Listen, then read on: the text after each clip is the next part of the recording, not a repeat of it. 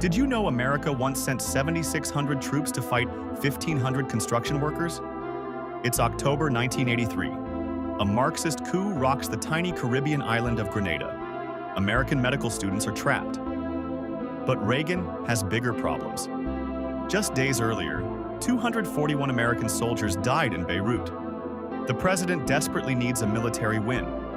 Grenada is smaller than Martha's Vineyard, defended mostly by Cuban construction workers building an airport. Operation Urgent Fury begins. Thousands of elite troops storm beaches against minimal resistance. America's most absurd war lasted 4 days and restored Reagan's image.